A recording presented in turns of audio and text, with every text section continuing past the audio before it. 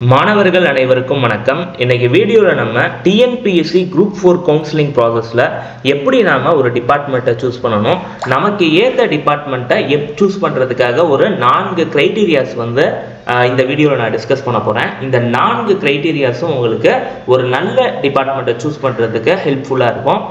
அந்த நல்ல டிபார்ட்மெண்ட் அப்படின்ற பட்சத்தில் நான் எதை இங்கே மீன் பண்றேன் அப்படின்னா, ஒவ்வொரு டிபார்ட்மெண்ட்டுமே யூனிக்கான ஒரு சில ஒர்க் நேச்சரை கொண்டது தான். பட் நம்மளுடைய ரெக்குவயர்மெண்ட், ஃபார் எக்ஸாம்பிள் எனக்கு வேலை பளு ஒர்க் நேச்சர் கம்மியாக இருக்கிற மாதிரி ஒரு டிபார்ட்மெண்ட் வேணும். ஏன்னா நான் ஃபியூச்சரில் குரூப் 2 ஆர் குரூப் 1 எக்ஸாம் நான் படித்து கிளியர் பண்ணணும் அப்படின்ற ஒரு தாட் எனக்கு இருக்குன்ற பட்சத்தில் நான் ஒர்க் நேச்சர் அந்த வேலை பளு கம்மியாக இருக்கக்கூடிய ஒரு டிபார்ட்மெண்ட்டை நான் சூஸ் பண்ணேன். அதெல்லாம் எப்படி நம்ம சூஸ் பண்ணுறது அப்படின்றத இருக்கக்கூடிய இந்த 4 கிரைட்டீரியாஸையும் ஒன் பை ஒன்னாக நம்ம இன்டெப்த்தாக டிஸ்கஸ் பண்ணலாம். இந்த 4 கிரைட்டீரியாஸையும் நீங்கள் ஆல்ரெடி ஒரு டிபார்ட்மெண்ட்டை சூஸ் பண்ணி வச்சுருக்கீங்க அப்படின்ற பட்சத்தில் அந்த டிபார்ட்மெண்ட் 4 கிரைட்டீரியாவையும் நீங்கள் பொருத்தி பார்க்கணும். பொருத்தி பார்க்கும்போது உங்களுக்கு கண்டிப்பாக இந்த மெத்தட் ஒர்க் அவுட் ஆகும். அண்ட் இந்த வீடியோக்குள்ளே நான் போகிறதுக்கு முன்னாடி இந்த இயர் கவுன்சிலிங் அட்டன் பண்ணக்கூடிய எல்லா நண்பர்களுக்கும் என்னுடைய வாழ்த்துக்களை நான் சொல்லிக்கிறேன். இப்போ நாம ஃபர்ஸ்ட் கிரைட்டீரியா என்ன அப்படின்னு பார்க்கலாம். First state seniority or district seniority அப்படின்னு கொடுத்துருக்கேன். இதுக்கு என்ன அர்த்தம் அப்படின்னு நம்ம பார்த்தோம்னா, நம்ம இப்போ ஒரு டிபார்ட்மெண்ட்டை சூஸ் பண்ணுறோம். சூஸ் பண்ணதுக்கப்புறம் மொத்தம் 3 சீனியாரிட்டி இருக்கு.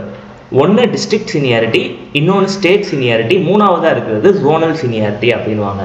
அந்த ஜோனல் சீனியாரிட்டின்றது ஒரே ஒரு டிபார்ட்மெண்ட்டுக்கு தான் வரும்.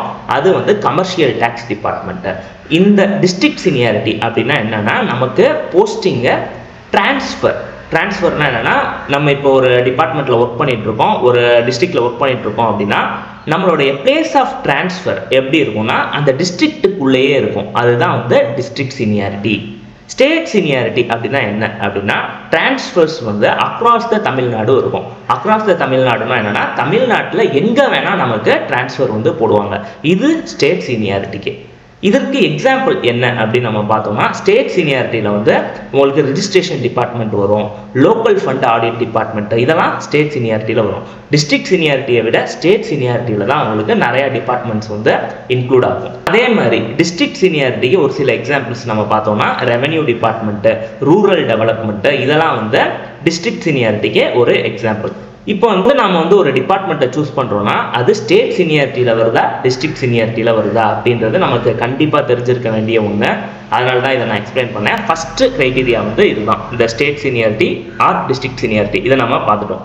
ரெண்டாவதா நம்ம பார்க்க போறது வேரியஸ் போஸ்ட் ஹையரார்கி. அப்படின்னா என்ன அர்த்தம்னா, இப்போ நான் ஒரு ரெஜிஸ்ட்ரேஷன் டிபார்ட்மெண்ட் அப்படின்னு ஒரு டிபார்ட்மெண்ட்டை சூஸ் பண்ணுறேன். அந்த ரெஜிஸ்ட்ரேஷன் டிபார்ட்மெண்ட் எதில் வரும்? ஸ்டேட் சீனியாரிட்டியில் வரும். அப்போது அதில் இருக்கக்கூடிய ஹையரார்கி எப்படி இருக்கும்? ஃபஸ்ட்டு ஜூனியர் அசிஸ்டண்ட்டாக நம்ம சேருவோம், அதுக்கப்புறம் அசிஸ்டண்ட்டாக மாறுவோம், அப்புறம் சப் ரிஜிஸ்ட்ரார் கிரேட் 2, அப்புறம் சப் ரிஜிஸ்ட்ரார் கிரேடு 1, அப்புறம் டிஸ்ட்ரிக்ட் ரிஜிஸ்ட்ரார். இப்படி தான் நம்மளுடைய ப்ரொமோஷன் இருக்கும். இதில் டிஆர் டிஸ்ட்ரிக்ட் ரிஜிஸ்ட்ரார்ன்றது குரூப் 1 போஸ்ட். அதுதான் ஒரு டாப் போஸ்ட் அப்படின்னு நம்ம சொல்லலாம். இப்போ நம்ம ஜூனியர் அசிஸ்டண்ட்டாக சேர்றோம் அப்படின்னா நம்மள்கிட்ட ஒரு 32 இயர்ஸ் ஆஃப் சர்வீஸ் இருக்குன்ற பட்சத்தில் கண்டிப்பாக நம்மளால் ஒரு டாப் போஸ்ட் வரைக்கும் நம்மளால் ரீச் ஆக முடியும். இதுதான் ஹையரார்கி அப்படின்றது. இது நான் ஒரு எக்ஸாம்பிளுக்கு ரெஜிஸ்ட்ரேஷன் டிபார்ட்மெண்ட் சொன்னேன். அதே மாதிரியே நீங்கள் இப்போ ஏதோ ஒரு டிபார்ட்மெண்ட் நீங்கள் சூஸ் பண்ணியிருக்கீங்க அப்படின்ற பட்சத்தில் நீங்கள் சூஸ் பண்ண அந்த டிபார்ட்மெண்ட்டில் ஹையரார்கி ஆஃப் போஸ்ட் எப்படி இருக்குது? ஜூனியர் அசிஸ்டண்ட்டில் நான் இப்போ என்னோட கெரியரை ஸ்டார்ட் பண்ணுறேன் அப்படின்னா என்னையால் டாப் போஸ்ட்டாக அந்த டிபார்ட்மெண்ட்டில் எந்த லெவல் வரைக்கும் என்னையால் ரீச் பண்ண முடியும் அப்படின்ற அந்த ஹையரார்கி உங்களுக்கு தெரிஞ்சிருக்கணும். இருக்கக்கூடிய எல்லா டிபார்ட்மெண்ட்டுக்கும் இந்த ஹையரார்கி இருக்கும். அந்த ஹையரார்கி மாறுபடவும் செய்யும். அது டிபார்ட்மெண்ட்டையும் பொறுத்தது. இப்போது ரெவென்யூ டிபார்ட்மெண்ட்டுக்கான ஹையரார்கியை ஒரு எக்ஸாம்பிளுக்கு நான் கொடுத்துருக்கேன். இப்போ ரெவென்யூ டிபார்ட்மெண்ட்டில் நீங்கள் ஜூனியர் அசிஸ்டண்ட்டுன்னு சொல்ல மாட்டாங்க. இந்த ஜூனியர் அசிஸ்டண்ட்டுன்னு சொல்லாமல் ஜூனியர் ரெவென்யூ இன்ஸ்பெக்டர் அப்படின்னு தான் சொல்லுவாங்க. நம்மளுடைய ஆரம்பத்திலே நம்மளுடைய பொசிஷன், நம்மளுடைய போஸ்டிங் எப்படி இருக்கும்னா ஜூனியர் ரெவென்யூ இன்ஸ்பெக்டர். இதற்கப்புறம் ப்ரொமோஷனில் நெக்ஸ்ட் ரோல் எப்படி இருக்கும்னா சீனியர் ரெவென்யூ இன்ஸ்பெக்டர், அதுக்கப்புறம் டெப்யூட்டி தாசில்தார், அப்புறம் தாசில்தார், அப்புறம் ஆர்டிஓ, அப்புறம் டிஆர்ஓ, லாஸ்ட்டாக டிஸ்ட்ரிக்ட் கலெக்டர். இது கன்ஃபர்டு ஐஏஎஸ் அப்படின்னு சொல்லுவாங்க. இப்போ ஒருத்தர் குரூப் 4ல் ஒரு 25 வயதில் ஒருத்தர் போய் சேர்றாருன்னா கண்டிப்பாக அவரால் டாப் மோஸ்ட் பொசிஷன் வரைக்கும் அவரால் போக முடியும். இதுதான் ரெவென்யூ டிபார்ட்மெண்ட்டோட ஹையரார்கி. இது மாதிரி நீங்கள் எந்த டிபார்ட்மெண்ட்டை சூஸ் பண்ணாலும் சரி, இந்த ஹையரார்க்கியை ஃபஸ்ட்டு நீங்கள் தெரிஞ்சுக்கணும்.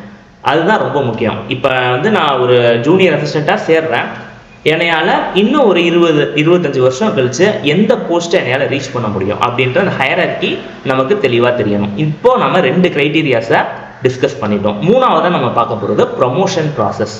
ஒரு சில டிபார்ட்மெண்ட்டில் ப்ரொமோஷன் சீக்கிரமே வரும், சில டிபார்ட்மெண்ட்டில் ப்ரொமோஷன் கொஞ்சம் தாமதமாக வரும். இதெல்லாம் உங்களுக்கு எப்போ தெரியும் அப்படின்னு நம்ம பார்த்தோம்னா, அங்கே ஆல்ரெடி ஒர்க் பண்ணுறவங்கள்ட்ட நீங்கள் வந்து கன்சல்ட் பண்ணணும் ப்ரொமோஷன் ப்ராசஸ் எப்படி இருக்கும் அப்படின்றது. இப்போது அண்மையில் வந்து ஒரு 4 குரூப் 4 தேர்வுகளை நிறைய யங்ஸ்டர்ஸ் வந்து எல்லா டிபார்ட்மெண்ட்லையுமே சேர்ந்துட்டாங்க. அதனால இப்போது கொஞ்சம் ப்ரொமோஷன் வந்து கொஞ்சம் டிலே ஆகுறதா சொல்கிறாங்க. அதெல்லாம் நீங்கள் வந்து கருத்தில் கொண்டு ஏற்கனவே அங்கே ஒர்க் பண்ணுறவங்கள்ட்ட நீங்கள் வந்து ஒரு ஒப்பீனியன் வந்து நீங்கள் வாங்கணும், ப்ரொமோஷன் ப்ராசஸ் எப்படி இருக்கும் அப்படின்றத பற்றி. நாலாவதாக நான் சொல்கிறது ஒர்க் நேச்சர், வேலையின் தன்மை எப்படி இருக்கும் அப்படின்றது ரொம்ப முக்கியம்.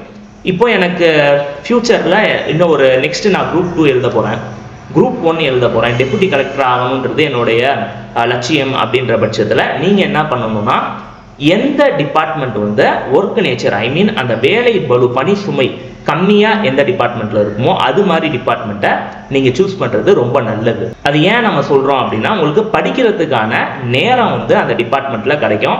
ஸோ உங்களால் அந்த குரூப் 1 மாதிரியான தேர்வுகளை உங்களால் எழுத முடியும். அதற்கு தான் வந்து இதை நம்ம சொல்கிறது. இந்த ஒர்க் நேச்சரும் ரொம்ப முக்கியம்.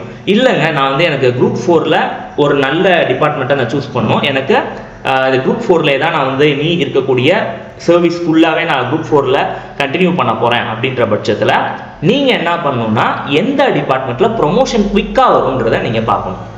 ஒரு சில டிபார்ட்மெண்ட்ஸில் ரெவென்யூ டிபார்ட்மெண்ட் மாதிரியான டிபார்ட்மெண்ட்லலாம் வந்து நீங்கள் பார்த்தீங்கன்னா ப்ரொமோஷன் வந்து குவிக்காக இருக்கும்.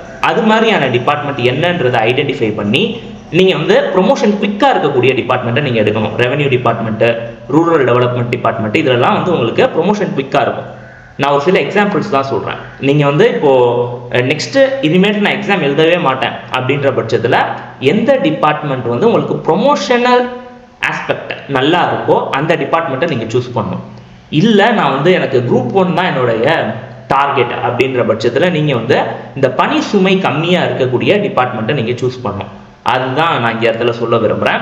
நீங்கள் வந்து ஒரு டிபார்ட்மெண்ட்டை சூஸ் பண்ணிவிட்டு அந்த டிபார்ட்மெண்ட்டை நான் சொன்ன இந்த 4 கண்டிஷன்லையும் நீங்கள் பொருத்தி பாருங்கள், அப்ளை பண்ணி பாருங்கள். அப்போ வந்து உங்களுக்கு ஒரு டிபார்ட்மெண்ட்டை பற்றின புரிதல் வந்து ஈஸியாக கிடைக்கும். நான் என்னோட போன வீடியோவில் வந்து உங்களை ஒரு 4 டிபார்ட்மெண்ட் வந்து சூஸ் பண்ண சொன்னேன். கவுன்சிலிங்க்கு போகிறதுக்கு முன்னாடியே உங்களுக்கு எந்த டிபார்ட்மெண்ட் கரெக்டாக இருக்கும் அப்படின்னு நீங்கள் ஃபீல் பண்ணுறீங்களோ அது மாதிரி வந்து ஒரு 4 டிபார்ட்மெண்ட் வந்து சூஸ் பண்ணிவிட்டு உங்களை கவுன்சிலிங்க்கு போக சொன்னேன்.